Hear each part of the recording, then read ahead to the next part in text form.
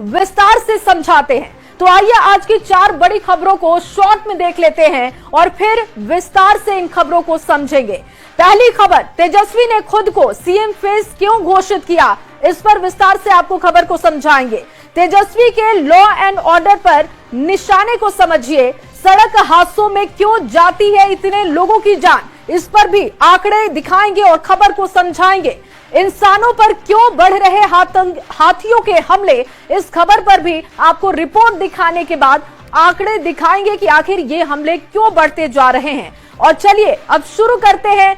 सबसे पहली खबर जो कि तेजस्वी यादव को लेकर है। विधानसभा में नेता प्रतिपक्ष तेजस्वी यादव ने आज साफ कह दिया कि जनता के आशीर्वाद से वो मुख्यमंत्री बनेंगे।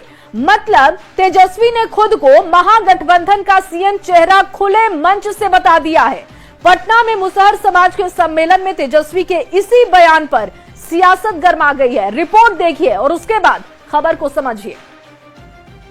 और जिस दिन मुख्यमंत्री बनेगा, तेजस्वी यादव आरजेडी में लालू प्रसाद के बाद सबसे बड़ा चेहरा है। मुसहर भुइयां सम्मेलन में पहुंची तेजस्वी यादव ने खुद को मुख्यमंत्री पद का उम्मीदवार बताया। तेजस्वी ने क्या कुछ कहा, खुद सुन लीजिए। जब महागठबंधन राष्ट्रीय जनता दल की सरकार बनेगी, जब आप अपने बेटा भाई तेजस्वी को आशीर्वाद दीजिएगा और जिस दिन मुख्यमंत्री बनेगा, तेजस्वी आप लोग को बसाने का काम करेगा। लाठी डंडा नहीं चलाएगा, आपके गरीबी को दूर करने के लिए काम करेगा, आपको रोजगार दिलाने का काम करेगा, महंगाई को कम करने का काम करेगा, जिसको जमीन है उसको जमीन दिलाने का काम करेगा। इसी के साथ पिछले कुछ दिनों से कांग्रेस की ओर से सीएम फेस पर दिए जा रहे गोलमोल जवाब की धुंधली तस्वीर को तेजस्वी ने खुद ही साफ कर दिया। लेकिन उसके पहले दिए गए बिहार कांग्रेस प्रभारी कृष्णा अल्लावरू के इस बयान को भी सुनिए। महागठबंधन में सीटों का है, क्या लग रहा है? सवाल कई तरीके से हो रहे हैं। अभी बातचीत शुरू नहीं हुई भैया, जब होगा तो आपको जरूर बताएंगे। इधर तेजस्वी का मुख्यमंत्री वाला बयान आया, उधर सियासत सुलगनी शुरू हो गई। एनडीए के नेता तंज कस रहे हैं। रही बात कि आप सरकार में आएंगे, अपने आप को सीएम चेहरा घोषित कर रहे हैं, लेकिन आपके गठबंधन के साथी आपको सीएम का चेहरा घोषित नहीं कर रहे। पहले उस पर अपना फरियाद लीजिए। तेजस्वी ने तो खुद को सीएम फेस घोषित कर दिया, लेकिन कांग्रेस के नेता अब भी चेहरे पर कुछ भी खुलकर नहीं बोल रहे। देखिए 2025 में महागठबंधन की सरकार बनेगी और तेजस्वी जी ने इस ओर खास इशारा किया है कि अगर महागठबंधन की सरकार बनती है तो इस बिहार में जो पलायन की समस्या है, जो बेरोजगारी की समस्या है और खास तौर से क्राइम जो लगातार दिन प्रतिदिन बढ़ रहा है, उन सब मामलों पे सरकार जो है संज्ञान लेगी। तेजस्वी ने जिस अंदाज में खुद को मुख्यमंत्री उम्मीदवार घोषित किया है, उसके बाद सवाल है कि अब कांग्रेस के कृष्णा अल्लावरू क्या बोलेंगे। न्यूज़ 18 के लिए पटना से अमित कुमार के साथ ब्यूरो रिपोर्ट। तो रिपोर्ट आपने देख ली और चलिए अब खबर को समझा देते हैं। आइए अब तेजस्वी के खुद को मुख्यमंत्री उम्मीदवार बताने के मायने को समझते हैं। तेजस्वी यादव विधानसभा में नेता प्रतिपक्ष है, यानी विपक्ष के नेता हैं। तेजस्वी यादव आरजेडी अध्यक्ष लालू प्रसाद के राजनीतिक उत्तराधिकारी भी हैं। आरजेडी की ओर से मुख्यमंत्री पद के उम्मीदवार भी हैं और शायद यही वजह है कि आज बातों ही बातों में उन्होंने ये साफ किया कि वो सीएम फेस के लिए खड़े हो चुके हैं। आरजेडी के नेता तेजस्वी को महागठबंधन का सीएम फेस बताते रहे हैं, लेकिन कांग्रेस की बात की जाए तो कांग्रेस के नेताओं ने हाल में कई बयान दिए जिसमें कहा कि महागठबंधन के सीएम फेस पर बाद में हम सोचेंगे और कांग्रेस लगातार यही बात कह रही है। अब आइए जानते हैं कि कांग्रेस से किस किस नेता ने संशय वाली बात कही, तो ये भी समझ लेते हैं। देखिए, बिहार कांग्रेस के प्रभारी कृष्णा अल्लावरू, कांग्रेस विधायक अजीत शर्मा और कांग्रेस प्रदेश अध्यक्ष राजेश राम ने हाल ही में कहा था कि ये बड़े बड़े फैसले राहुल गांधी, प्रियंका गांधी जैसे बड़े नेताओं के स्तर पर ही लिए जाते हैं और इसमें हम कुछ नहीं कह सकते। अब ये भी जान लेते हैं कि कांग्रेस प्रभारी कृष्णा अल्लावरू ने सीएम फेस पर कब बयान दिया और क्या कह दिया। तो सबसे पहले 25 मार्च की बात करते हैं। देखिए 25 मार्च को कृष्णा अल्लावरू ने कहा था कि महागठबंधन का चेहरा कौन होगा अभी ये तय नहीं है। फिर 3 अप्रैल को उन्होंने इसी बात को दोहरा दिया। उन्होंने दोहराया कि अभी सीएम फेस पर बात नहीं हुई है, जब बैठेंगे सोचेंगे तो बात करेंगे। इसके बाद 5 अप्रैल को आते हैं। देखिए 5 अप्रैल को एक बार फिर से जब उनसे सवाल किया गया तो उन्होंने तेजस्वी का नाम नहीं लिया। ये कह दिया कि मुख्यमंत्री कौन होगा ये तो बिहार की जनता ही तय करेगी। अब महागठबंधन के सीएम फेस पर कांग्रेस नेताओं की ओर से पैदा किए जा रहे संशय से कई सवाल उठते जा रहे हैं। सवाल ये है कि क्या कांग्रेस को तेजस्वी मंजूर नहीं है? क्या कांग्रेस लालू प्रसाद को सीधे तौर पर चुनौती दे रही है? क्योंकि लालू प्रसाद पहले ही कह चुके हैं कि कोई माई का लाल तेजस्वी सरकार बनने से नहीं रोक सकता है। अब तेजस्वी के खुद को मुख्यमंत्री उम्मीदवार बताने के मायने भी आपको समझा देते हैं। तेजस्वी ने खुद को सीएम उम्मीदवार बताकर गेंद अब कांग्रेस के पाले में फेंक दी है। अब जवाब कांग्रेस के नेताओं को देना होगा। अब अगर कांग्रेस के नेताओं ने साफ साफ कुछ नहीं कहा तो इसका मतलब है कि वो आरजेडी को सीधी तौर पर चुनौती दे रहे हैं, सीधे वो चुनौती दे रहे हैं आरजेडी को। मतलब तेजस्वी ने अपनी चाल चल दी है और देखना होगा कि इस पर कांग्रेस की तरफ से क्या बयान आता है, क्योंकि उन्होंने ये सीधे तौर पर कहा कि अगर वो सीएम बनते हैं तो वो बहुतों के लिए काम करेंगे और मुसहर समाज के लोगों को घर बनवा कर देंगे। आगे बढ़ते हुए दूसरी खबर की बात करेंगे। देखिए चुनावी साल में नेता प्रतिपक्ष तेजस्वी यादव ने एक बार फिर से क्राइम के मुद्दे को उठाते हुए प्रदेश की मौजूदा एनडीए सरकार पर हमला बोल दिया है, जिस पर सियासत बेहद गर्म है। एनडीए के नेता लालू राबड़ी शासन में हुए अपराध के आंकड़ों को गिना रहे हैं। रिपोर्ट देख लीजिए और उसके बाद खबर को समझिए।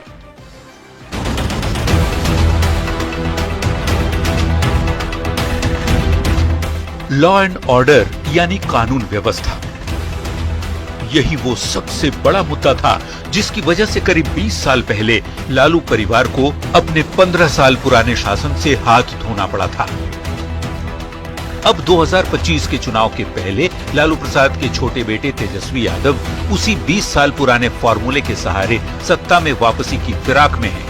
आए दिन नीतीश सरकार के अंदर हो रहे अपराध के आंकड़े गिनाने वाले तेजस्वी ने एक बार फिर अपराध के आंकड़े गिनाए हैं। तेजस्वी यादव ने सोशल मीडिया एक्स पर लंबा चौड़ा पोस्ट लिखा है। अपने पोस्ट में तेजस्वी ने लिखा, बीजेपी, नीतीश और अपराधियों के गठजोड़ से बिहार में सरकार चल रही है और इस वजह से अपराध की घटना लगातार बढ़ती जा रही है।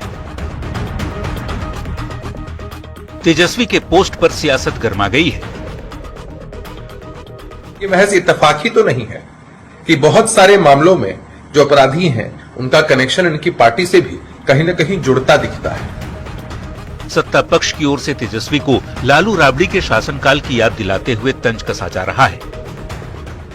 अपराध के फर्जीवाड़ा से बाज आइए तेजस्वी जी। फर्जी आंकड़े गिनाने से बिहारियों के जहन में आपके राजपाट में गठित लोमहर्षक घटनाओं की याद ताजा उठती है। उन घटनाओं को याद कर लोग अब भी कांप उठते हैं। वहीं आरजेडी और कांग्रेस के नेता कह रहे हैं कि जब जब सरकार को क्राइम के बढ़ते ग्राफ का आईना दिखाया जाता है तब तब एनडीए नेताओं को पेट में दर्द होने लगता है। भाई साहब, आप लोगों के पेट का दर्द का इलाज हमारे पास नहीं है, लेकिन जो स्थिति है बिहार में, हर रोज आपराधिक घटनाएं बढ़ रही हैं और आप लोग मौन रखे हुए हैं। आपको इससे कोई लेना देना नहीं है। ये पहली बार नहीं जब तेजस्वी ने बिहार में अपराध को लेकर आंकड़े पेश किए।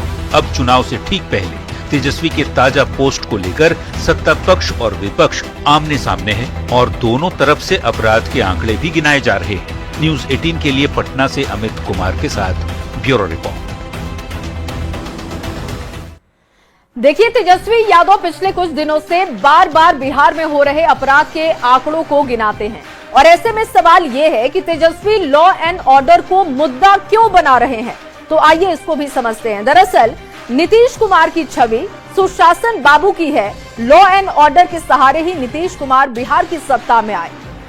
अब तेजस्वी जानबूझकर लॉ एंड ऑर्डर को मुद्दा बना रहे हैं।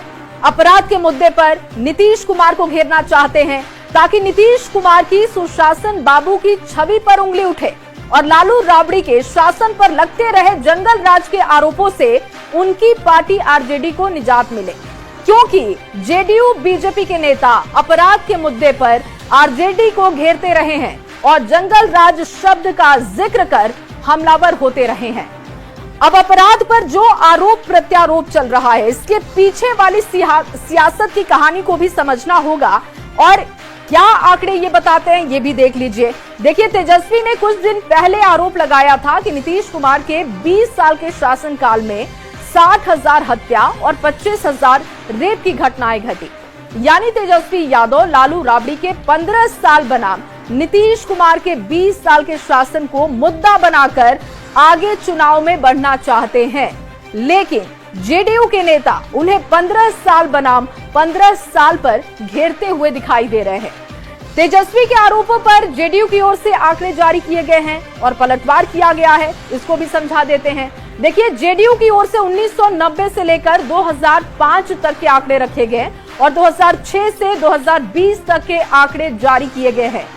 SCRB यानी कि स्टेट क्राइम रिकॉर्ड ब्यूरो के आंकड़ों के अनुसार 1990 से 2005 तक बिहार में 67,249 हत्याएं हुई, जबकि 2006 से लेकर 2020 तक के बिहार के आंकड़ों को देखा जाए तो 52,239 हत्याएं हुई हैं।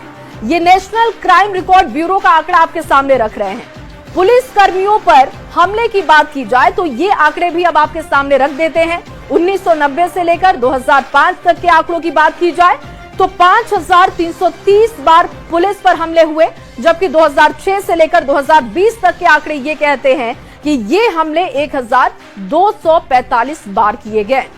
पुलिस कर्मियों की शहादत की भी बात कर लेते हैं, ये भी आंकड़े आपके सामने रखते हैं और खबर को समझा देते हैं। तो देखिए, 1990 से लेकर 2005 तक 1,901 पुलिसकर्मी शहीद हुए, जबकि 2006 से 2022 तक 317 पुलिसकर्मी शहीद हुए।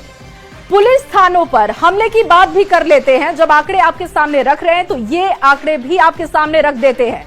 तो 1990 से लेकर 2005 तक के आंकड़े कहते हैं कि 321 बार थानों पर हमले हुए, जबकि 2006 से लेकर 2022 तक ये आंकड़े 210 बार के हैं। अब जरा लालू राबड़ी राज और नीतीश सरकार में हुए नक्सली हमले के आंकड़े भी आपके सामने रख देते हैं। और 1990 से लेकर 2005 तक बिहार में 2,448 नक्सली हमले हुए, तो 2006 से 2022 तक के नक्सली हमलों की संख्या घटकर 793 हो गई है। यानी दोनों ही गठबंधनों की ओर से अपराध के आंकड़ों के सहारे एक दूसरे को घेरने की कोशिश चल रही है, लेकिन आंकड़ों से आप समझ सकते हैं कि बिहार की स्थिति क्या रही है दोनों शासन में। फिलहाल इस बुलेटिन में बस इतना ही। आप बने रहिए न्यूज़ 18 बिहार झारखंड के साथ।